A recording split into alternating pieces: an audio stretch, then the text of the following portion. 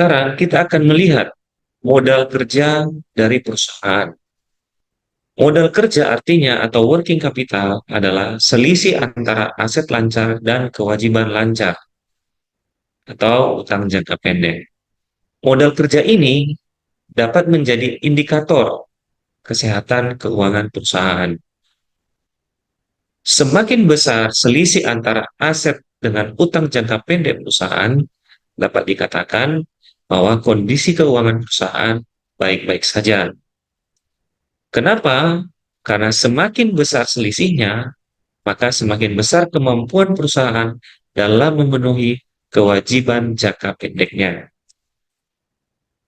Modal kerja perusahaan terdiri dari AR atau piutang jangka pendek plus inventory dikurangi dengan utang jangka pendek atau account payable. Ukurannya adalah sebagai berikut. Piutang diukur dari AR days. Artinya, seberapa cepat perusahaan untuk mendapatkan hasil penjualan berupa uang dari pelanggan. Oleh karena itu, rumusnya adalah rupiah piutang pelanggan dibagi dengan rupiah penjualan dikali 30 hari kerja. Kemudian, inventory days artinya seberapa cepat perusahaan untuk menjual barangnya ke pelanggan. Untuk mengukur ini, rumusnya adalah rupiah stok dibagi rupiah penjualan dikali 30 hari kerja. AR days, jika nilainya lebih kecil, artinya semakin cepat perusahaan dalam mengkolek hasil penjualannya. Kalau inventory days, semakin kecil harinya, artinya semakin cepat perusahaan dalam menjual barang tersebut ke pelanggan. Kemudian dari sisi account payable sebagai pemurah, artinya apa? Ini adalah kewajiban atau utang perusahaan kepada pihak lain atas pembelian barang dan jasa. Misalnya, pembelian barang ke prinsipal. Oleh karena itu, modal kerja ini harus senantiasa dijaga perusahaan untuk senantiasa positif, yaitu aset lancar dikurangi dengan utang lancar. Sekarang kita akan melihat distributor cash flow atau alur kas dari perusahaan distributor, di mana suatu operasional yang menuntut efisiensi dan efektivitas yang tinggi. Kita mulai dari sisi prinsipal, yaitu di mana kita membeli barang dari prinsipal. Kemudian terjadilah penjualan, yaitu gross sales atau penjualan total. Kemudian dari gross sales ada biaya yang timbul dari yang namanya diskon reguler dan cash discount.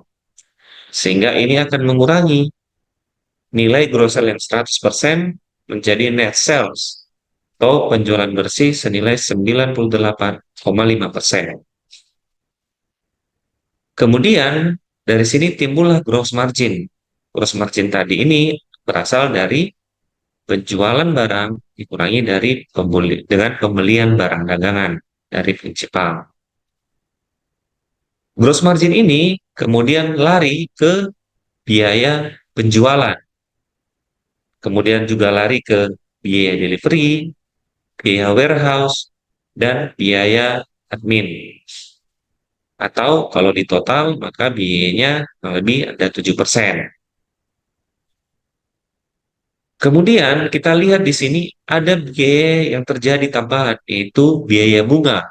Yang ini menjadi kewajiban perusahaan untuk membayar bunga atas pinjaman yang diperoleh dari bank.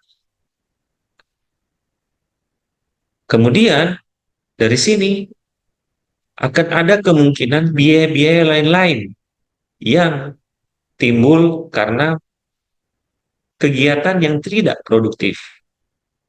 Nah, hal ini yang harus dicegah oleh perusahaan, ya, supaya biaya-biaya yang lain ini seminimal mungkin tidak terjadi. Kemudian dari sini akan timbul net income before tax, yaitu gross margin dikurangi dengan total biaya ini. Kemudian dari net income before tax, maka akan masuk sebagian ke kantor pajak karena sudah menjadi kewajiban bagi perusahaan untuk membayar pajak. Setelah itu, maka didapatkanlah net profit setelah dikurangi biaya pajak, di mana sesuai penjelasan sebelumnya, biaya ini akan lari ke dividen dan lari ke investasi atau juga ke biaya pelatihan atau pembelian sewa dan sewa gudang atau penambahan armada dan lain-lain sebagainya. Kemudian, jikalau ada sisanya, ini akan menjadi tambahan untuk menjadi modal kerja bagi perusahaan. Kita tahu tadi, modal kerja atau working capital adalah nilai bersih dari aset lancar dikurangi dengan utang lancar. Nah, ini menjadi modal kerja yang dapat digunakan perusahaan untuk melakukan operasionalnya. Dan jika kalau diperlukan pendanaan tambahan, maka perusahaan akan mendapatkan bantuan dana dari perbankan. Yang perlu kita ketahui, distributor itu berada di tengah-tengah antara prinsipal dan pelanggan. Sehingga distributor akan dihadapkan terhadap dua kepentingan, yaitu dengan harga jual, harga beli, dan laba kotor yang sudah ditetapkan oleh prinsipal, sedangkan satu sisi pelanggan memiliki keinginan yang beragam.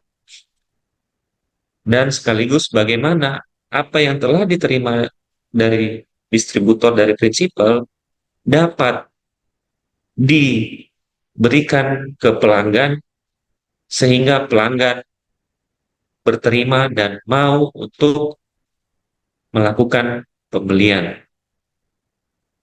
Kira-kira demikianlah distributor cash flow model yang ada saat ini.